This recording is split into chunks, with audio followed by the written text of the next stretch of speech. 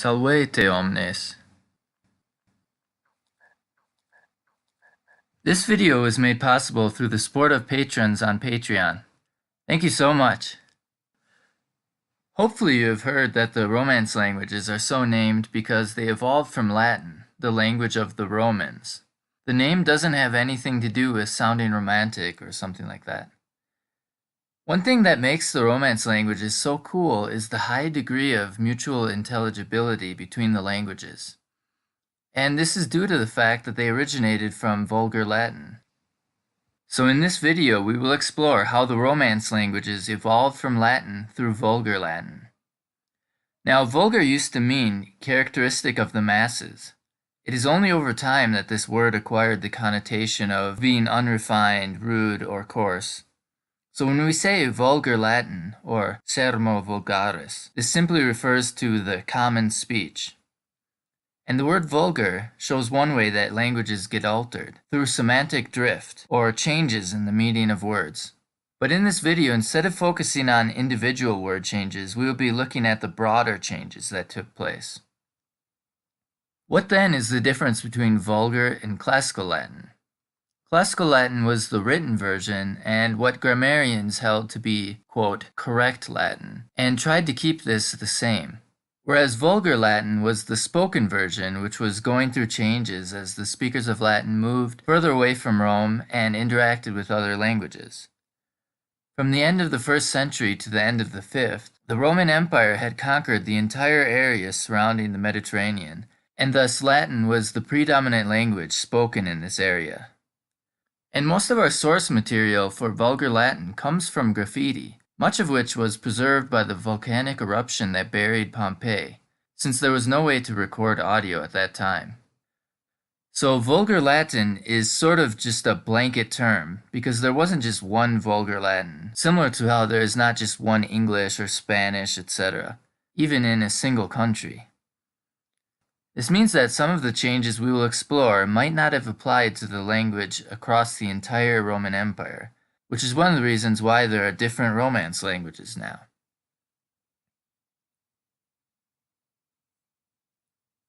A lot of language change has to do with sound change. Vowels shift from one to another, and consonants are replaced by other consonants, or simply dropped. And a lot of sound change is brought about just by being lazy with the lips and tongue. An illustrative example is the word can't. In normal-paced speech, native speakers almost never say the T on the end.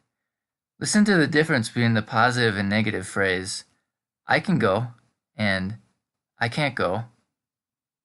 The T on the end is completely gone. There's really only a difference in tone that differentiates the two versions.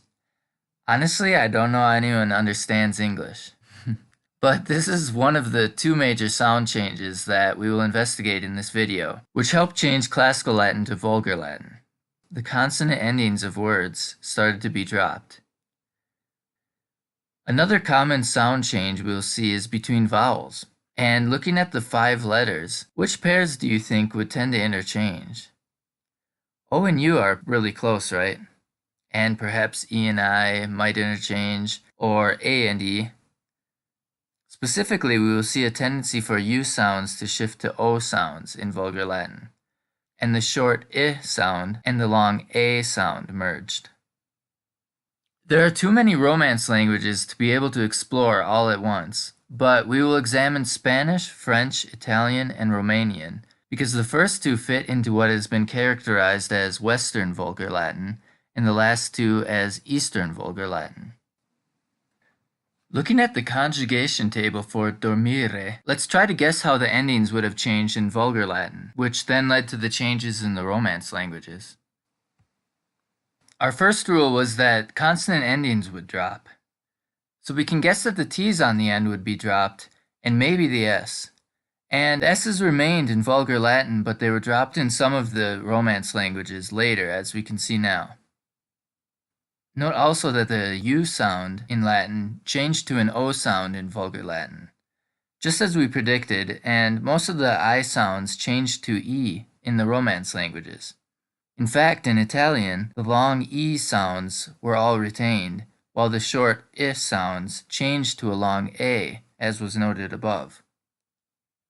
In terms of conjugations, Spanish and Italian seem to be closest to the Vulgar Latin, but they are all so close as to usually be mutually intelligible as far as verb conjugation is concerned. However, most words aren't this uniform, as some of the languages adopted words from other languages or had semantic shifts. And notice that Italian and Romanian, the two Eastern languages, dropped the S at the end. Another strange note is that French retained the ending consonants in spelling, but for the most part they aren't pronounced, only when there is liaison.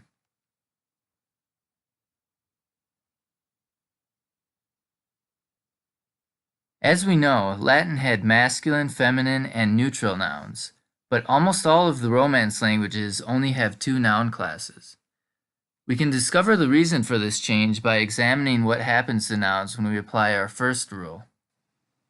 If you recall, the second declension nouns were divided into two groups, masculine nouns that end in us, like discipulus, and neutral nouns that ended in like vinum. Well, if the ending consonants are dropped, these become discipulu and vinu, and it hardly makes sense to classify them as different genders anymore.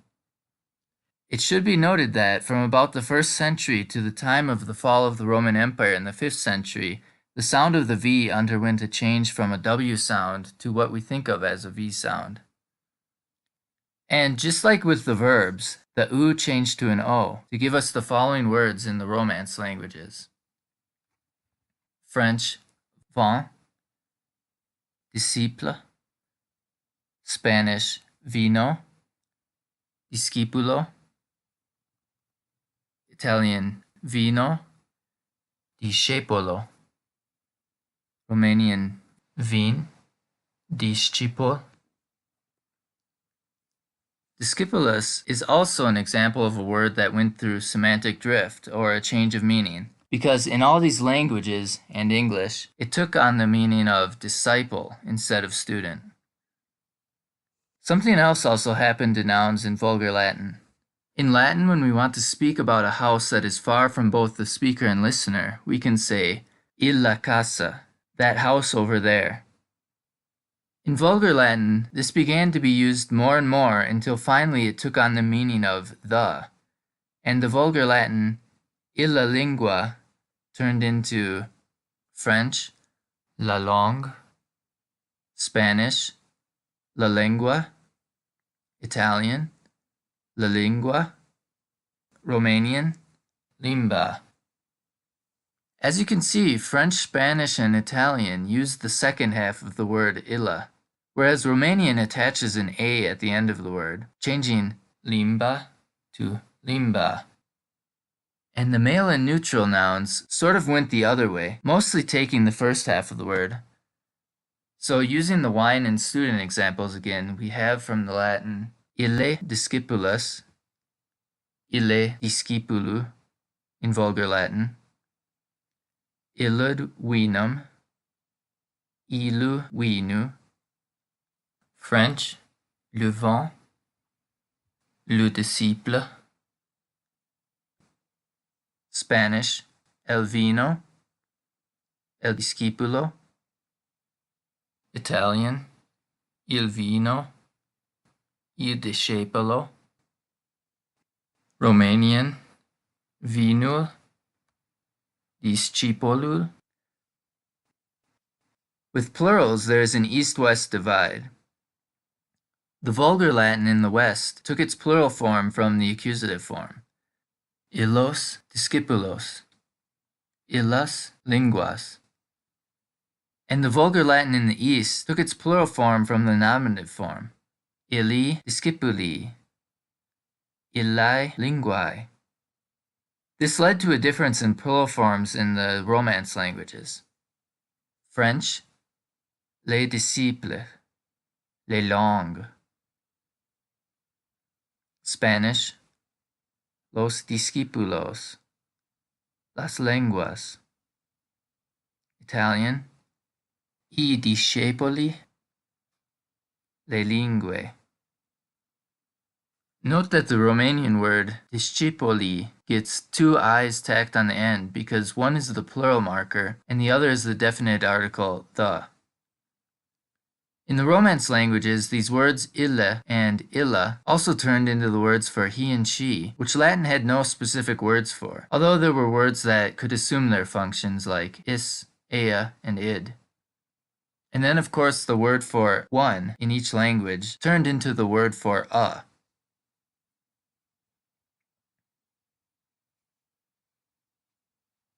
If you speak or have studied a Romance languages, you might be asking yourself, what happened to all of Latin's fun cases?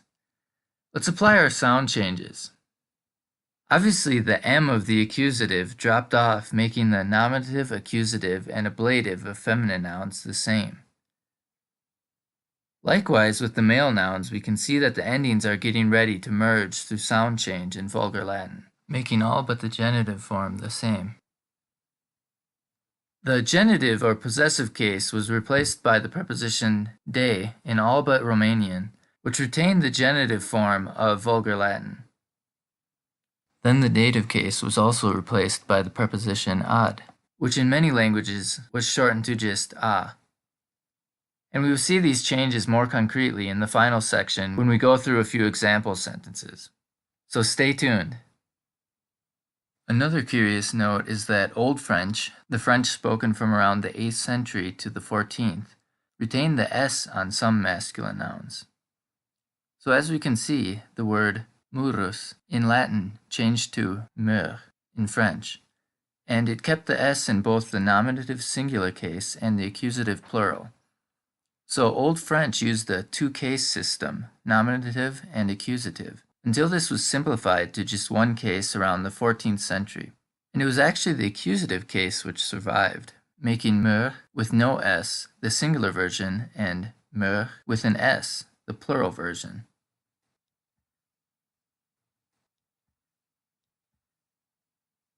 In classical Latin, there were a few ways to construct adverbs from other words, but these were all abandoned in favor of a different method that carried over from Vulgar Latin into the Romance languages. This method stemmed from the word mens, which means mind, and the ablative form of this noun was used to give it a meaning of with a something something mind. So for example, the following word came to mean with a determined mind, or obstinately. Obstinatamente. And in Spanish, obstinadamente. French, obstinément. Italian, ostinatamente. However, Romanian does not use this ending, and the meaning became more abstract as it was applied to more and more words.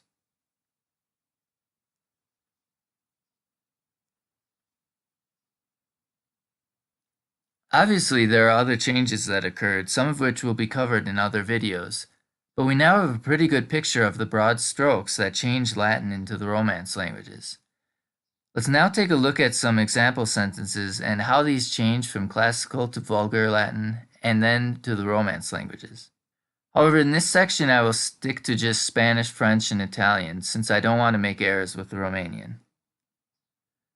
This first example shows how the dative and accusative changes were placed in Vulgar Latin and beyond. Maximus patri liberum dat. Maximus da libro a patre. Maximus da el libro a su padre. Maximus donne le livre à son père. Massimo dà il libro a suo padre. In the Vulgar Latin example, we can see that the dative and accusative cases had completely disappeared. The particle a is the only thing that is telling us whom the book is given to. And this change carried over to the Romance languages, as we can see. Note also that the verb has shifted from the end of the sentence to just after the subject in Vulgar Latin and beyond. However, this has some exceptions, as we'll see in the next example sentences.